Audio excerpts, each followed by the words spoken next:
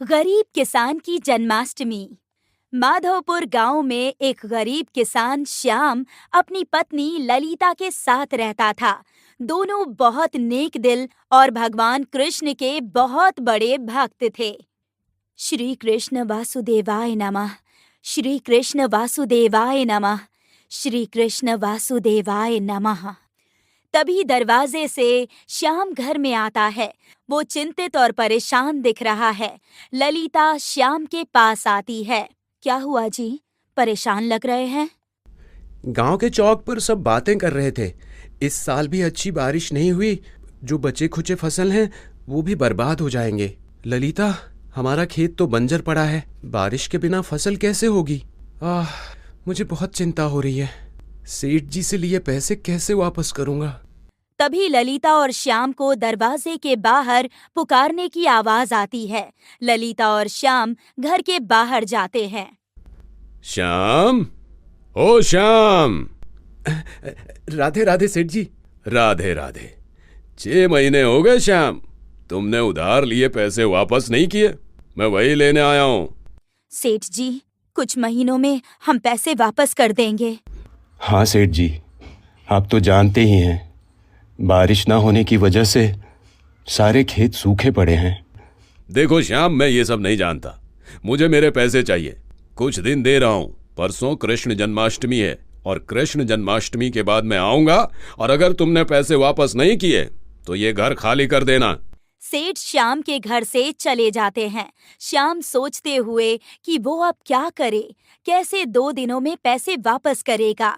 एक घर ही तो है उसके पास, वो भी नहीं रहेगा तो वो लोग कहाँ जाएंगे। आप चिंता ना करिए, हम कुछ ना कुछ इंतजाम कर लेंगे और कृष्णा जरूर सब कुछ ठीक कर देंगे।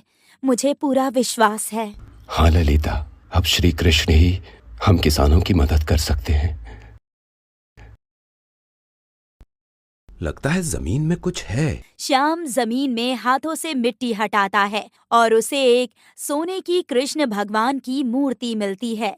श्याम मूर्ति को लेकर घर जाता है। ललिता, ललिता, देखो मुझे क्या मिला। अरे, बड़ी जल्दी आ गए जी खेत से। ललिता श्याम के हाथों में मूर्ति देखकर मूर्ति को प्रणाम करती है और उससे पूछती है कि ये कृष्णा की मूर्ति कहाँ से आई। श्याम ललिता को सारी बात बताता है। ये तो चमत्कार है जी। देखा, श्री कृष्णा खुद चलकर हमारे घर पर आए हैं। देखिएगा, अब जरूर सब कुछ ठीक हो जाएगा। हाँ ललिता, तुम ठीक कह रही हो। ललिता और श्याम कृष्ण की मूर्ति की मिट्टी को साफ करके अपने घर के छोटे से मंदिर में मूर्ति की पूजा करते हैं। यहाँ गांव के बीच बड़े से पेड़ के छांव में गांव वाले जन्माष्टमी की बातें कर रहे हैं। सरपंच जी, इस बार गांव में मेला नहीं लगेगा।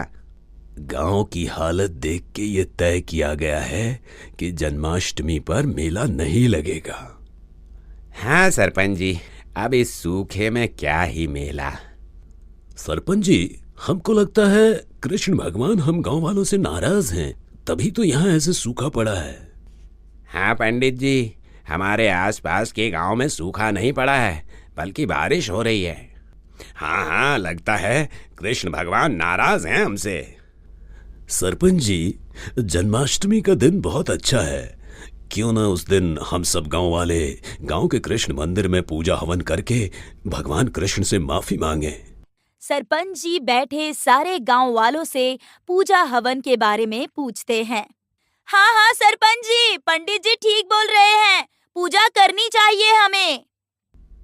जन्माष्टमी को हम सब गांव के लोग मिलकर हवन और पूजा करेंगे। वो कौन आ रहा है हमारे गांव में? दूर से कोई काले कपड़े पहने हुए, गले में माला और हाथ में सपेरा लिए गांव वालों की तरफ आ रहा था। सरपंच जी देखकर बोलते हैं कि ये तो तांत्रिक बाबा हैं। कुछ साल पहले ये हमारे गांव में एक जहरीला दुष्ट सांप था। जो भी जंगल में जाता था वो उसे काट लेता था। बाबा ने उस दुष्ट सांप को पकड़ा और गांव को उससे बचा लिया। तब तक तांत्रिक बाबा उन सब के पास आ गए।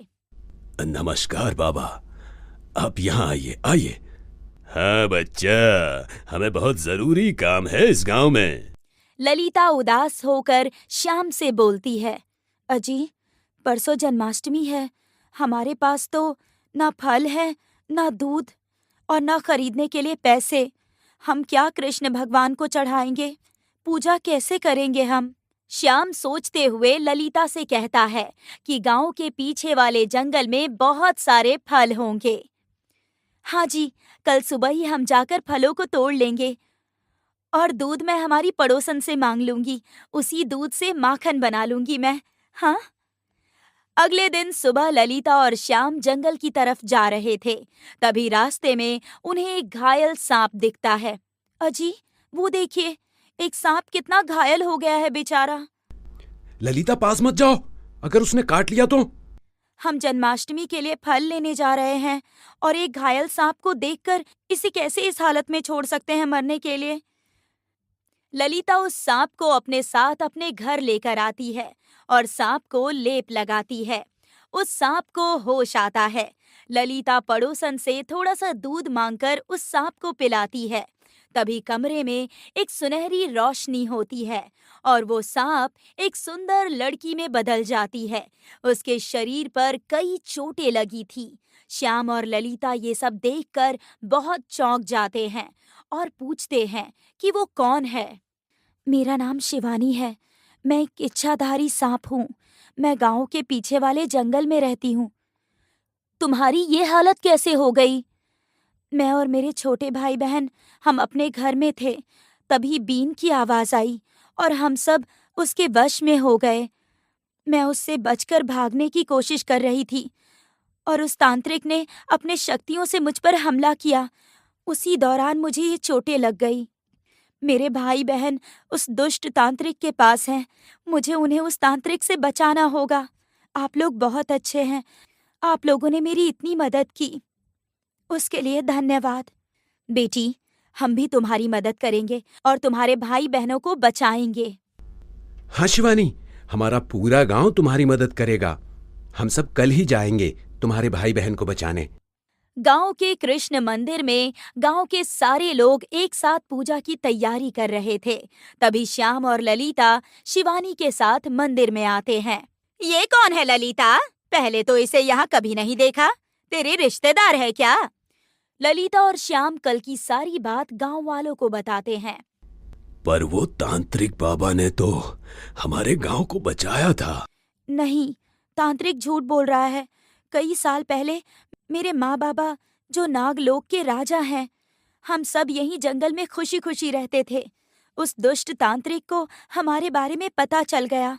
उसने एक इच्छाधारी सांप को अपने वश में करके उस सांप को यहाँ जंगल में हमें ढूंढने के लिए भेज दिया और गांव वालों को जिस सांप ने काटा था वो उस तांत्रिक का भेजा हुआ सांप था। वो आप सबको बचाकर अच्छा बनने का नाटक कर रहा है। तांत्रिक मेरे माँ बाबा को लेकर चला गया। तब से मैं और मेरे भाई बहन अकेले ही इस जंगल में रहते हैं। मेरा परिवार हमेशा आप लोगों की भलाई के लिए ही यहाँ है। बेटी, तुम्हारे पापा को क्यों लेकर गया? मेरे बाबा से नागमणि पाने के लिए, पर उन्होंने पहले ही वो नागमणि मुझे दे दिया था। हम सबको माफ करना बेटी, हमारी वजह से तुम्हारे परिवार को बहुत तकलीफ हुई है। चलो बेटी, हम सब तुम्हारे साथ हैं। वो तांत्रिक बाबा तो बहुत शक्तिशाली होंगे, हम सब कैसे हराएंगे? तांत्रिक की सारी शक्ति उसके बीन में है। अगर हम उसे खत्म कर दे तो तांत्रिक कुछ नहीं कर पाएगा। सरपंच और गांव वाले जंगल की तरफ जाने लगते हैं। जंगल में तांत्रिक सांप के बिल के पास शिवानी को ढूंढ रहा था। उसे पता चल गया था कि नागमणि शिवानी के पास है। गांव वाले सब मिलकर तांत्रिक से उसकी बीन छीनकर उसे एक पेड़ से बांध देते हैं और फिर उसकी बीन को तोड़ने लगते हैं। नहीं, ऐसा मत करो, मेरी सालों की तपस्या है। बीन टूटते ही उसमें से एक रोशनी निकलती है और शिवानी के माँ बाबा और छोटे भाई बहन तांत्रिक के कैद से आजाद हो जाते हैं और तांत्रिक मर जाता है। नागराजा, आप सभी ने हमें उस तांत्रिक से बचा लिया है। नागराजा और उनका परिवार अपने बिल में चले जाते हैं।